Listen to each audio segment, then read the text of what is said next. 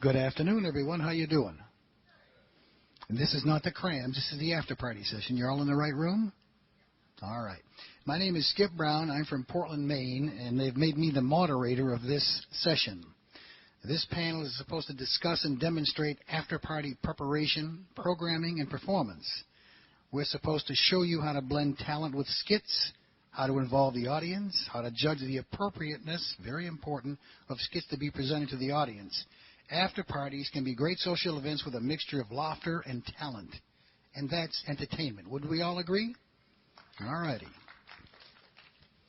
We have two panelists here, Lottie Ainsworth from West Monroe, Louisiana, and Rod Shuping from Lancaster, California. They each have some things to present to you, and I hope you'll welcome Lottie with a warm round of applause. So that means I'm first, right? Who's on first? Okay. I just want to talk a little bit today about how you can make skits into like Broadway productions, since we're a lot of us that are out there are callers. You can make a skit into something so simple, or you can make it into something so big. It really kind of depends on what kind of after party you're doing. If it's something that was a weekend event, you want to involve your other callers or yourself and the attending caller, you might want to kind of program this into more of a big production. Last year, we did something called the Gong Show. Does anybody remember the Gong Show from way back in the 70s? Some of us are that era. Not you, but some of us are that. Reruns. Reruns. And I think y'all remember how the Gong Show was these skilly acts that got up there, and they had this big thing, and they hit the gong and booed them off the stage and had this big cane, this big hook. Why am I saying a cane?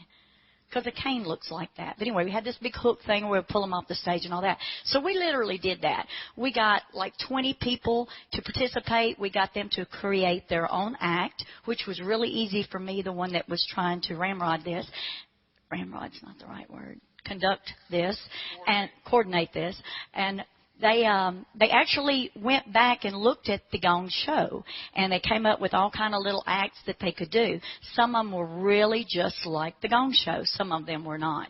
So they got booed off the stage before they started, which was not good because they had really planned on all of this and had worked hard on it. So we had to kind of emphasize a little bit there and let them, be able to do their act.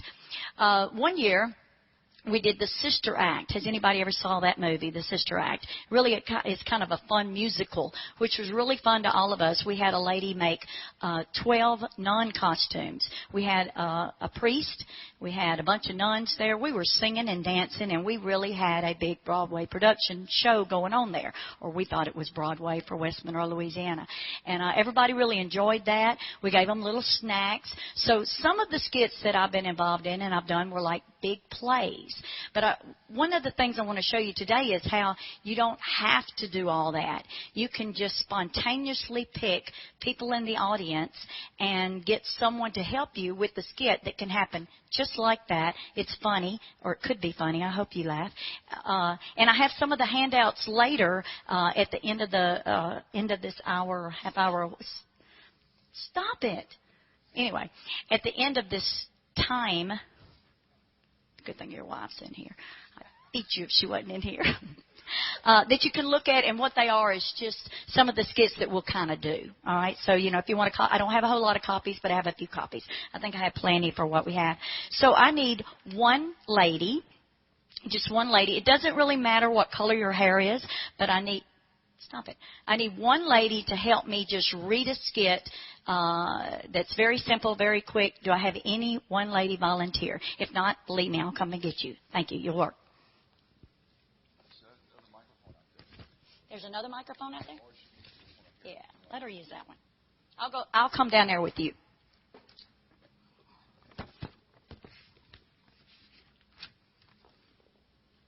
We have to talk. Okay, the skit reads like this. So you have your narrator read this. A businesswoman got on an elevator. When she entered, there was a blonde already inside the elevator I just realized she's blonde, who greeted her with a bright, big smile. Now, you're not the blonde, okay? I'm sorry. I'm the blonde. You're the blonde. I'm the blonde. It says Patty's blonde. All right. Gullible. Okay, go.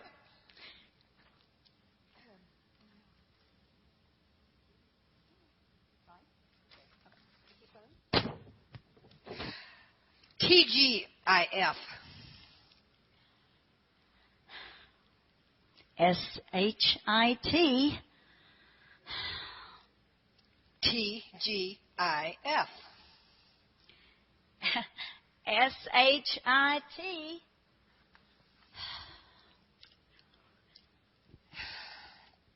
TGIF. SHIT.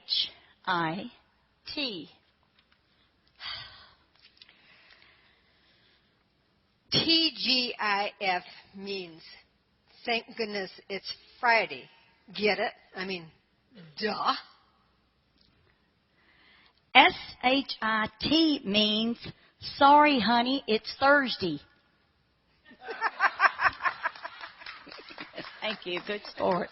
So see how you can just very quickly pick some gullible, thank you. Y'all give her a hand. Gullible person to just come up and read the, and she had no, I don't think she had a clue as to what this, really we planned this beforehand. Now I have another one that I'd like to work on. And Wes, will you come help me with this? Y'all, this is my boyfriend, Wesley Saya from Santa Cruz, California. He doesn't know either what it's going to say, so read it real quick.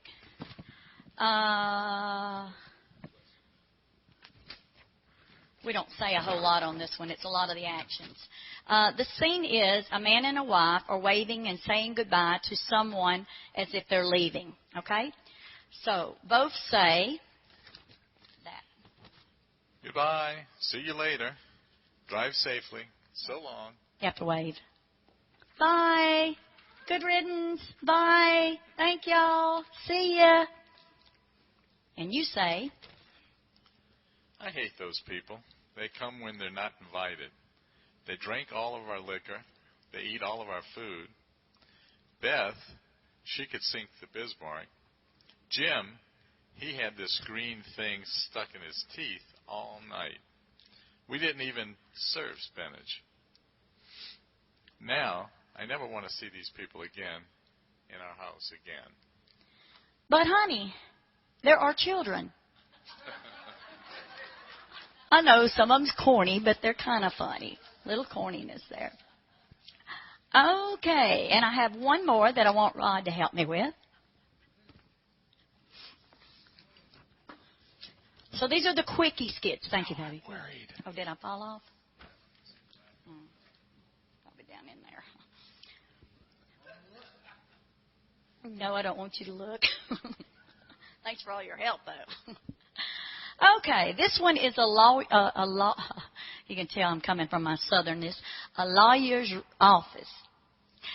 You set up an office setting with a desk and 2 chairs.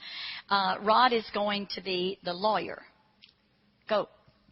Let's go over all the facts regarding your divorce. Do you have any grounds? Oh, yes, we have about 3/4 of an acre. Do you have a grudge? No, but we do have a lovely carport. Does he beat you up? No, I get up before him every morning. Look, lady, why do you want to divorce your husband?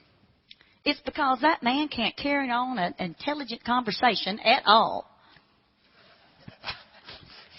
So you see how some of them are kind of cute and kind of funny, and they're fast little skits. Some of these skits came from Mike Seastrom, by the way. Mike and I did we've done several dances, weekends together, but one weekend we did a dance, and has anybody ever heard the song Need You Now by Lady Antebellum? It's a very popular song. We dressed up in some really hideous costumes and really act this song out, blackened teeth, big boobs, and That was Mike, yeah. The skit was funny, and we didn't really plan a whole lot. We just actually got up and sang the song and act around and all. And the funniest thing about the skit, as y'all well know, is whenever something happens that wasn't planned.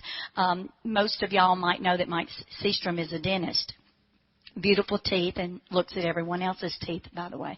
And he had bubba teeth in his mouth and was trying to sing with these bubba teeth. Y'all know what bubba teeth are. Do this way. Say, we know what that is. So he's singing and trying to act corny and silly. And at one time, the teeth literally fell out of his mouth. He didn't mean to do that. I caught the teeth in my bosom, and I'm going, trying to get, none of this was rehearsed. Everybody thought there's no way you can rehearse that stuff.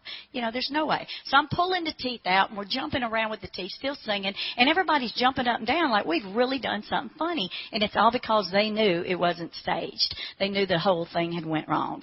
So sometimes the things that go wrong is the more funnier things. But that's entertainment. And that's entertainment, when it goes down your bosom.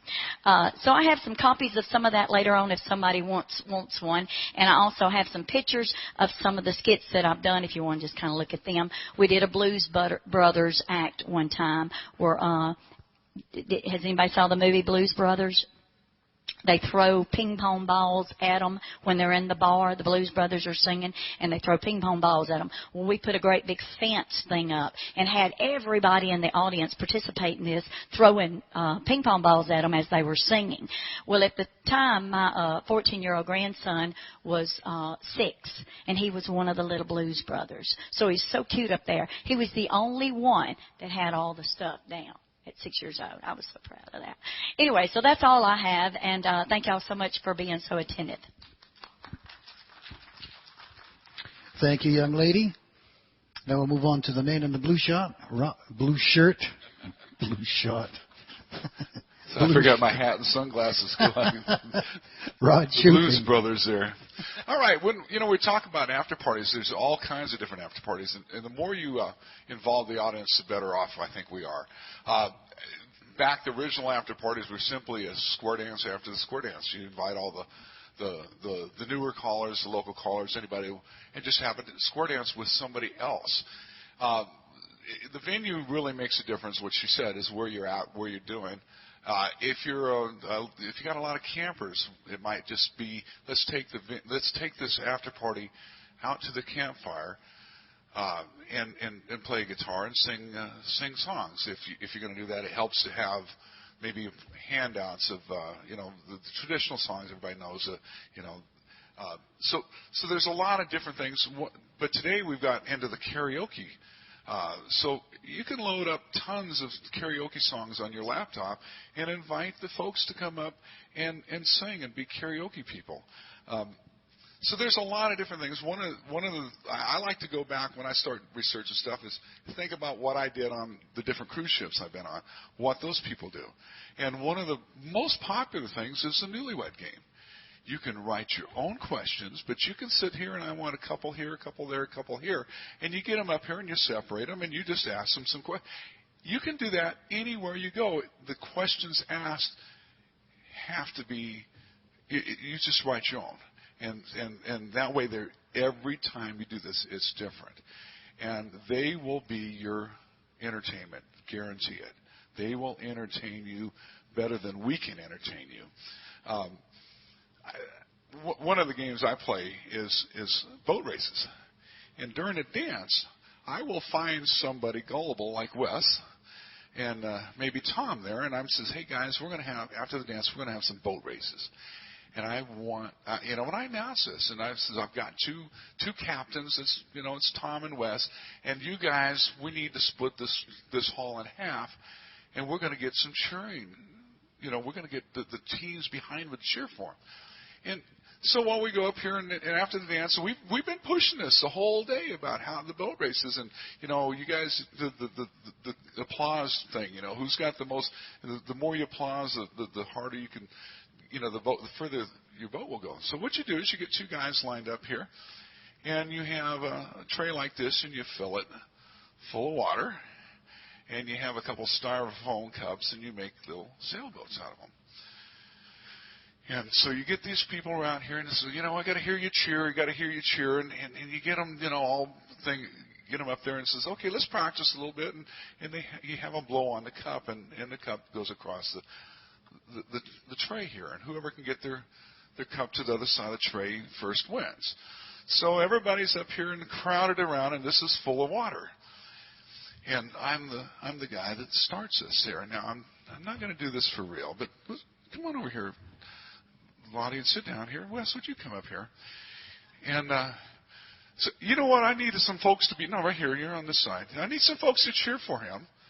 So a couple of you folks come up here and cheer. We have everybody up here. And says, okay, you guys ready? Let's go ahead and practice a little blow on that thing there. And yeah, okay. It works better if you have water in here. And you will have water in here for this. So you ready? Are you ready? Okay. On your mark. Get set. Go. Now what I did was I just put my hand in the middle of this tray that's full of water. And I'll guarantee you that I will get wetter than anybody else. The final who won the boat race has nothing to do with this whole skit. It was the fact that ice just got everybody wet. It was a shock effect that was the entertainment. It would have been more funny if I'd had water in there, wouldn't it? Cute. When you're gonna do skits, like Lottie said, a lot of times you say, "Oh man, I've got a mental." What's that called again? No, I can't. Mental block. Yeah, there you can. I can't come up with anything. The internet is your best friend. You can look up the old shows. You can look up lyrics for songs. You can look up scripts for these, and most of them you can find for free. And so you have to search through there. You have to keep it, family oriented. But you can sit there and be entertained all day looking for this stuff. But I'm done for now. Yeah. How about Skip? One more thing that I wanted to say a while ago, and I forgot about it, is if you're the one that's putting all these skits together, several times in the past, I've just asked some of my people who registered for my dance to call them up or send them an email, and I say, look, I know you're bringing a group of people. Why don't y'all come up with a skit for me? I had some people from, I better not say that state, somewhere one time, because some of y'all may be from that state. You're going to try to figure out who I'm talking about. But so I asked them, please come up with a skit. It might be something that was funny in your area that we have not seen it in my area. So come up with something and bring it on and just do it for us. Well, I quit doing that about 3 years ago because I really got slapped in the face with it. What I think is very tasteful or not tasteful, it comes across as, anyway, this skit that they did was cute, funny, but it ended up, I thought it was really fun. I thought it was hilarious, but it ended up offending some of the people in the audience. And, it's something I really did not want to do. I was the promoter of this dance this weekend, and the last thing I wanted to do is for somebody to go away from this seeing something that they took was offensive to them. And if I had seen the skit beforehand or did my homework and knew what they were going to do, I would not have let that happen, even though I thought it was funny. I thought it was hilarious. But I could have saw then that it would have. So one of the things you want to do is just make sure, like he said, everything is very tasteful. And you're appealing to a lot of different people out there. So you want to make sure you don't offend anybody with your after-party skits, because we want to keep square dancing alive. And we sure don't want the skits to cause problems anywhere. Very well said. I learned that the hard way. We've probably done 50 or 60 weekends, squares and rounds combined, and one very classy, elegant round dance weekend that starred my wife as a cure. We had tuxedos and gowns, and we put on a nice after party. We had a very elaborate skit that we had stolen from the Carol Burnett show, costumes, dialogue, and it was very, very well done. And as soon as we finished and bowed to the applause and moved off the stage, one of the dancers got up, unannounced, unscheduled, and he read something. I don't even know what the name of the thing was, but it was everything you wanted to know about SHIT, poop. Jack poop, poop head, poop this, poop that, and it was horrible. Since then, whenever we did any after parties at all, if anybody was going to do any skits, I had to see them first. Because it was my neck on the line. I didn't want to offend anybody. And I made sure, you show me what you're going to do and tell me the whole thing, or you're not going to do it. And it was as simple as that. So it is very, very, very important to make sure you don't offend anybody. And it's very easy to offend somebody. I offended somebody, I think, in the 1980s. I don't know how or anything like that. But about a dozen years later, I saw a couple that used to dance in a club that I called for. And I said, geez, I haven't seen you in a long time. Well, you ticked off my wife. How did I do that? You know what you said. And he walked away. I've got no idea what I said. It was something over the microphone while I was calling a dance, so it couldn't have been too bad. But whatever it was offended that person, and that person remembered. So it's very, very important to be careful not to offend anybody. That said, I'm probably going to offend all of you now by telling you what I usually start out an after party with. A song. May I sing?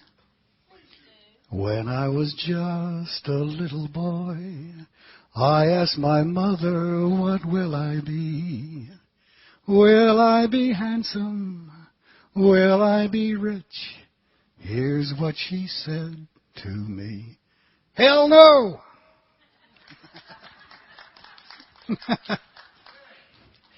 Lately in the skits, I've been using my grandson.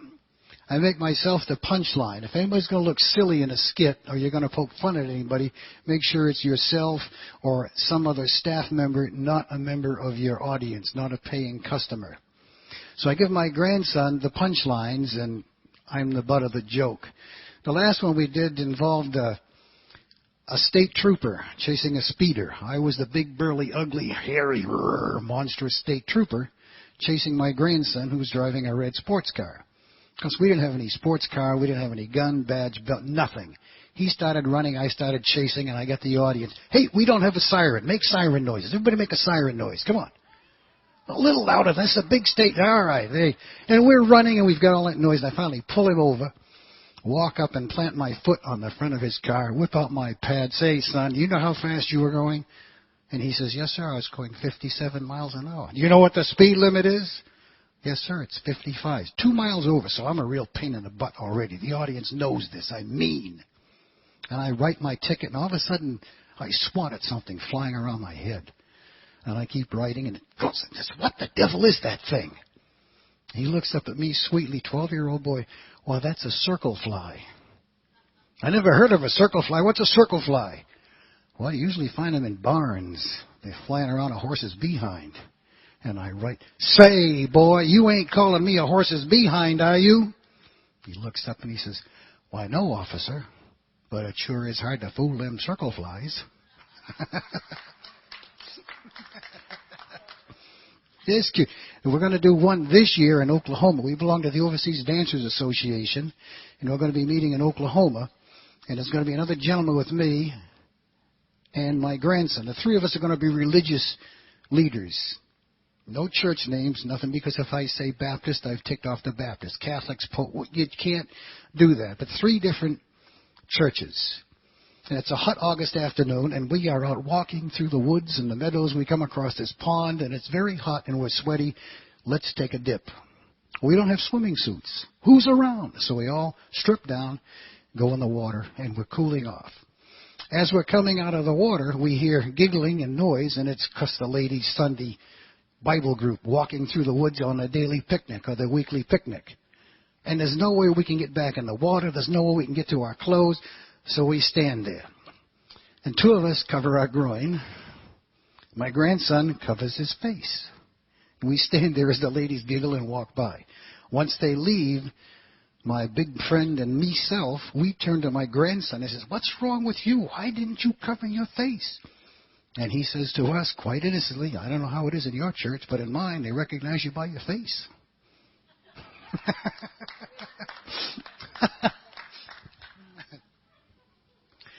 We've also done, like I say, very elaborate ones. We took the Carol Burnett show. Anybody old enough to remember Carol Burnett? Remember some of the skits? Harvey Korman used to be typing on a typewriter. And he says, now let's see now. And he is typing and saying, narrating a skit. Carol Burnett and various other people would be acting it out. We did a couple like that, a lifeboat one, and they came out good, but they're an awful lot of work. They really, you got to rehearse and like that.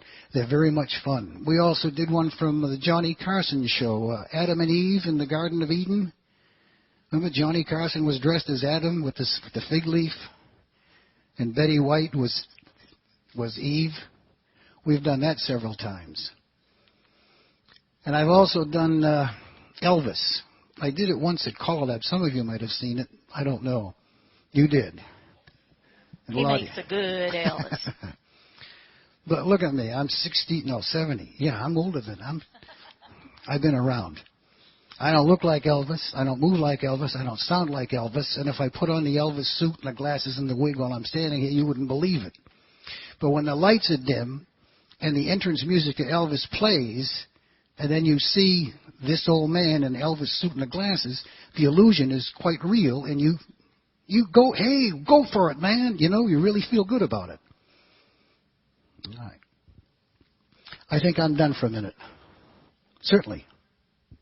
If it's all right with you, if we could have someone in the audience, would someone like to tell us something that they've done that turned out to be very successful? We could open up that. Is that all right? Oh, yes. Okay. Anybody? The microphone right there. There's a microphone right there. Or here, I'll bring this one around. You will bring How about that that? one. Is that That's okay even with better. you, Skip? And if it's something that's simple that you'd like to show us, I'm jumping up and down. Make sure you let us know who you are. Okay. Tell us your name and then tell us. Ted Vale, Sun City, West Arizona. Betty and I, for years, did a skit called The Bickersons. Now, The Bickersons was Francis Langford and Don Amici. You can still get the tapes on it or recordings on it. You have to have somebody that's good at pantomiming, but you can have a ball with them. They're about 3 to, 6, 7 minutes long, something like that. And you had to have somebody that can pantomime it because it takes some time to learn the record. But if you learn the record, I'll guarantee you, you'll get a response. It's one of the funniest things you could do. We were even invited to some outside organizations to come and do that thing. And we've had a ball. We got started and at home at the dinner table playing it for the kids. And we just got the idea, we ought to do that at an after party. And I don't know how many years we did it. 20. Probably 20 years. They really are the Bickersons. Along those lines, one of the things else? you can. Okay. Ron McMurdy from Poughkeepsie, New York. I didn't organize it. It was a weekend with Ted Lizotte and Paul Cote, but they did skits from Minute to Win It, if you're familiar with that TV show. I guess you're not. Some people are. They basically give you a task to perform. One of the funnier ones I enjoy is something that's called Cookie Face. All you need for props is Oreos. Put it on your forehead. Now, not using your hands, get it into your mouth. You can get 6 or 8 people from the audience up here, do it all at once, etc., and more. Did y'all get that? Everybody understand that? You can tell me later. I didn't get it. Never mind. Someone else? Over here to this lady. No? Okay. No? One of the things you can do along those lines is you can either sing a song and you get folks to make your own video. A good one is like George Strait's The Chair. And you can set it up where this, a bunch of ladies are in there, and the guy comes in and sits down, and pardon me, I think you're in my chair. And if you're familiar with the song, but you can make any song like that. I think you talk about Antebellum, and one of the things, there's a couple of people who do it. Randy Doherty's one, Patty Green. They'll take the Patsy Cline song.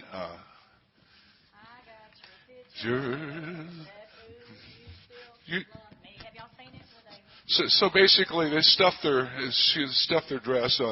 And, I've got these memories, and he's got you. Well, you've got the records, and she starts pulling 45s out of her dress, and it's quite you can either sing it yourself, which actually Patty does, or you can play the song. So you can take a song like that and use your imagination, and it's like, say, Randy Doherty does it, the same song.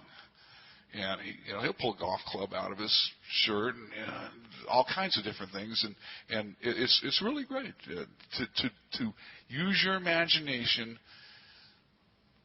on something that you wouldn't have thought would be a funny song, for instance, and you can make it funny. I think some of the best skits, though, even though I love to participate in skits, I think some of the best skits are the ones that you get the audience to participate with you. For one thing, you can make sure that they're not going to go to sleep on you because they're like you never know when you're going to be picked. But the other thing is they will end up being so much funnier than you because sometimes what you think is funny is not what everybody else thinks is funny, obviously. But if you can just make sure anything that you do sometime during the night, even if you have like these big plays and productions that we put on sometimes, still at sometime during the night involve the audience in some of it, whether it be that they got to clap or like Rod said, where they've got to help you with any of it. Let the people in the audience participate, don't you think? That is good, but it can be deadly. We put on a skit one time where we had a lady come up to help us. The idea of the skit was people would come to a store and order a JCPenney shirt or a JCPenney tie or JCPenney trousers. I was JCPenney. I was off stage behind a curtain, and I would hand out a shirt, pair of trousers. The punchline of the skit was going to be they were going to ask for JCPenney undershorts, and I didn't have any undershorts, and I came out basically nude with a barrel. You've seen the cartoon with a naked person in a barrel, and that was going to be the skit. However, we had this one lady that was born in Tennessee. She's in her mid-60s, and she wanted a part in the skit, so he says, okay, you can be here. When somebody comes in and wants a piece of clothing, you measure them. She stole the show. Somebody come in and wanted a pair of JCPenney trousers. Well, honey, let me all measure you all and see what size you want, the sweet, honey, dripping Southern Belle charm. And she got down and started with his knee measures. Wait, I'm going to need the big ruler for you. And everything she did, she just stole the whole show. They even missed the punchline. So it was nice, but you got to be careful who you get in there. It really is true. But that's entertainment. Yes, that was. Do you want to be in a skit? Do I? Yes. Oh, of course. One of the first skits we did was a weekend, camping weekend, and it was an airplane skit. We had chairs lined up horizontal to the audience, and 4 or 5 people sitting in the chairs. We had a pilot up front, and everybody had been briefed. And we started the engine and put, do this, do this, do this, do this. And we took off, and we're flying, and they're making aircraft noises. And all of a sudden, we were coming into rough weather, and everybody had been clued to do this, okay? And they'd all been told they were going to have an SRO, stress reduction orb, which is a little spongy sphere, a little round sphere. If you take your stress reduction orb and put it between your thumb and your middle finger and roll it around, it sends signals from your fingers to your brain, and it calms you. So everybody on the airplane did that except this lady here.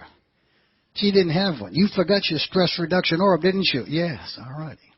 Well, take mine. And I give her mine, and she's using it, and she calms down. No, you got to rub between your fingers, not mine. She calms down, and then she looks up at me very sweetly and says, well, what are you going to do? Why don't you take yours back? And I say, no, I'll get another one. And for the benefit of those that aren't here, when I said I'll get another one, I shoved my finger up my nose and got another one. And that's not in good taste. I don't think my wife liked it either. Anybody from the audience have anything they'd like to say? Or throw rotten fruit? Or questions? Or questions. Or answers. Did we trigger your memory? Have you done anything like that or seen anything like that? Whatever you've seen any other caller or cuer do is fair game. Tell us. We like to steal. Either of you have anything else? Vernon Jones and I also did the Sonny and Cher thing before. I know some of y'all may have seen, the Sonny and Cher act. It's real simple to get this karaoke CD where you're doing the I Got You Babe songs and all like this. The thing about Vernon, though, is that I didn't know he was going to do this. I thought we're going to get up there. We both know the song. We're going to sing the song. And if y'all know, Vernon, he has kind of a dry sense of humor. And I guess that's what you could call it. And so Vernon's all dressed up like Sonny. I'm all dressed up like Cher. I'm tall. Vernon's short, the whole thing. And we're just doing the skit and all the songs, except for Vernon is not, he's not cooperating quite like Sonny would, but like Vernon would. And so the joke's on me, actually, and I'm thinking, come on, Vernon, get with the. And Vernon's like, I got you, babe. I got you, babe. Rolling his eyes, I got you, babe. I got you, babe. It ended up being funnier, and I'm all stressed out, thinking, come on, Vernon, do something right, and it ended up being a whole lot more funnier than if we'd have done it the right way. So, as you can see, sometimes the joke can be on you and still be funny. Right? Right. Yeah, I'm going to kill Vernon. I got you, babe. We did one entertaining thing one night on a camping weekend. We asked how many golfers we had, because a lot of guys put their hands up. They all play golf. Got them out there on the floor. Says, you want to have a golf game right in here? Yep. On your knees. We got them all on their knees. We gave them all spatulas, marshmallows, and put some cups around and had a regular golf match right there on the dance floor. The dance Sunday morning was not that good because a lot of sore knees, John Jones. That was John Jones, y'all. No, that wasn't. Vernon's dad. That wasn't John Jones.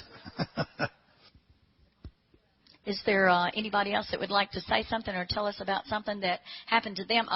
Someone just left that I wanted her to tell you about something that they did over in Texas one time. She could have told us about it better, but I think she has another session she has to be in.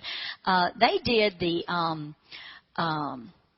what's the show that where they have the case and the money in the case, Deal or No Deal. Deal or No Deal. And they really made. Did anybody see this over? Is anybody here from Texas? I'm not. Close. This was like the Texas State Square Dance and Convention. Thank you. And they did this as an after-party skit. They actually had people buy into this to get a chance to win. Were you there? Oh, okay. Don't look at me like that then. They actually had a chance for people. You put up $100, which I was like shocked at. We are all square dancers in some sort of another. And for me to put up $100. That's my retirement. I'm telling you. But I'm telling you, they actually got people to put up different people to put up $100 at a chance to win $1,000 or whatever it was, $750 or whatever it was, and you win the money though. I mean, if but it's just like the show Deal or No Deal, and they had the little cases, and one of them was what's the guy that does that? What's his name? That has the germ phobia. Howie Mandel, one of them was Howie and the whole works. And and all of this was a fundraiser for the Texas State. So it was really, or maybe for the scholarships for the Texas State. I don't remember. But whatever it was, I was shocked at how they turned all of this funny skit that was quite long too into a fundraiser that helped out too. So sometimes that's kind of a good idea to do that. All righty, thank you. Anybody else have anything you'd like to share with us? Lottie has some handouts.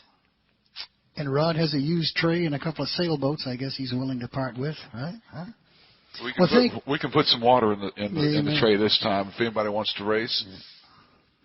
Thank you all for coming. Thank you for your kind attention. Thank you for staying. I hope you've gotten something out of the session. We've sure enjoyed you having you in here.